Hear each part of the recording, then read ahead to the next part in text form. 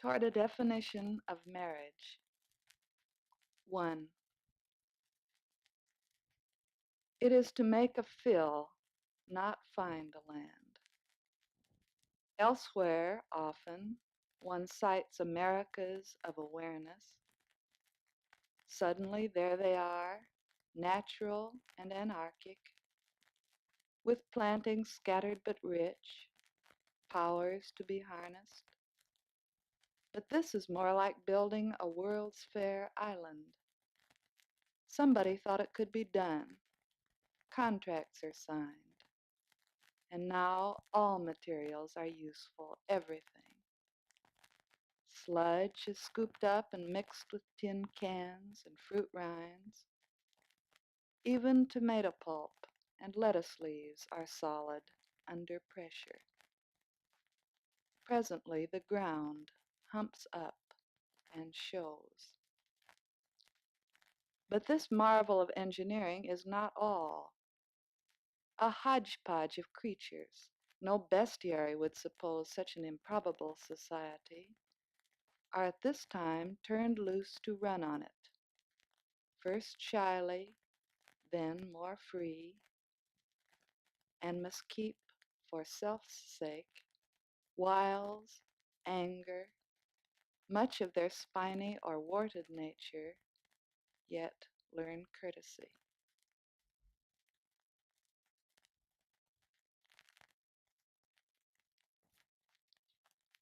2.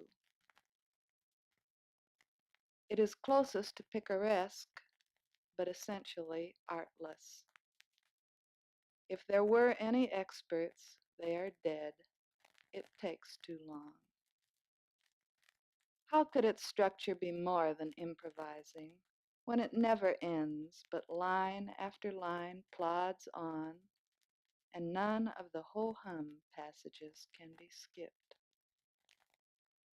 It has a bulky knowledge, but what symbol comes anywhere near suggesting it? No, the notion of art won't fit it, unless when it's embodied. For digression there is meaningful, and takes such joy in the slopes and crannies that every bony gesture is generous, full, all lacy with veins and nerves. There the spirit smiles in its skin, and impassions and sweetens to style. So this comes to resemble a poem found in his notebooks after the master died. A charred, balky man. Yet one day, as he worked at one of those monuments, the sun guiled him, and he turned to a fresh page and simply let play his great gift on a small ground. Yellowed, unpublished, he might have forgotten he wrote it.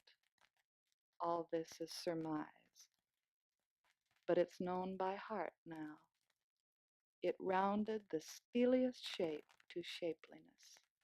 It was so loving an exercise.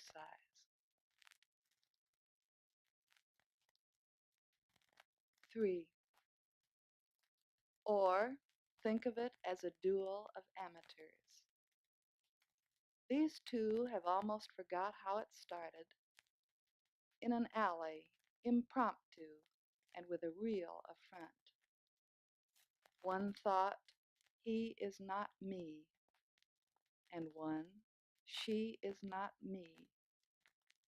And they were coming toward each other with sharp knives, when someone saw it was illegal, dragged them away, bundled them into some curious canvas clothing, and brought them to this gym that is almost dark and empty.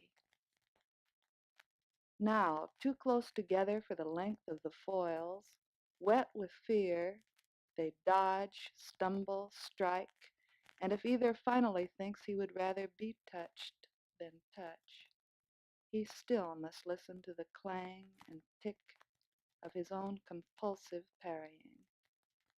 Endless. Nothing but a scream for help can make the authorities come.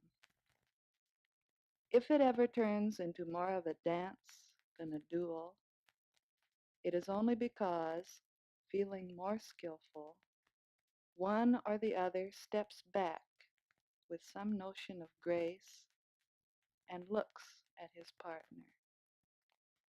Then he is able to find not a wire mask for his target, but a red heart sewn on the breast like a simple valentine.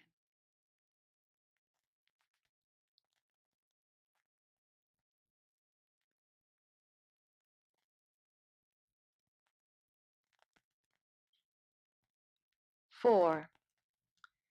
If there's a Barnum way to show it, then think back to a climax in the main tent. At the foot of the bleachers, a road encloses the ringed acts. Consider that as its design, and consider whoever undertakes it as the whole parade, which, either as preview or summary, assures the public, hanging in hopeful suspense between balloons and peanut shells, that it's all worthwhile. The ponies never imagined anything but this slow trot of ribbons and jingle bells. An enormous usefulness constrains the leathery bulls as they stomp on and hardly ever run amuck. The acrobats practiced all their lives for this easy contortion, and clowns are enacting a necessary joke by harmless zigzags in and out of line. But if the procession includes others less trustworthy, when they first see the circle, they think some ignorant cartographer has blundered. The route is a lie, drawn to be strict but full, drawn so each going forth returns to a more informed beginning. And still a familiar movement might tempt them to try it. But since what they know is not mentioned in the tromboning of the march, neither the day-long pace of caged impulse, nor the hurtle of night's terrible boxcars, they shrink in their stripes and refuse. Other performers drive them out and around with whips and chairs. They never tame, but may be taught to endure the illusion of tameness. Year after year, their paws pad out the false curve, and their reluctant parading extends the ritual's claim to its applause.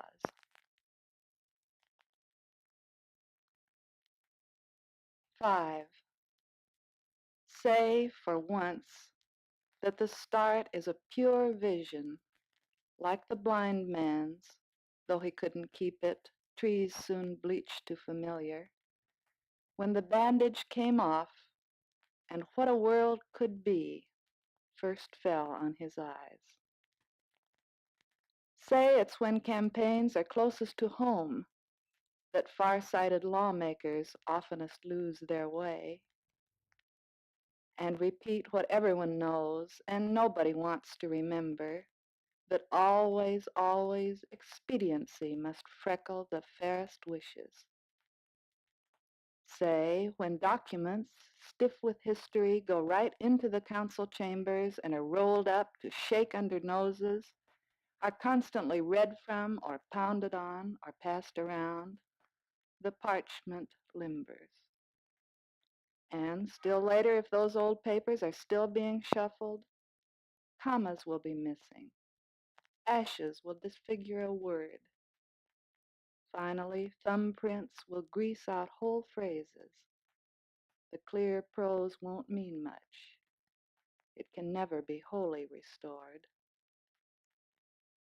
Curators mourn the perfect idea, for it crippled outside of its case.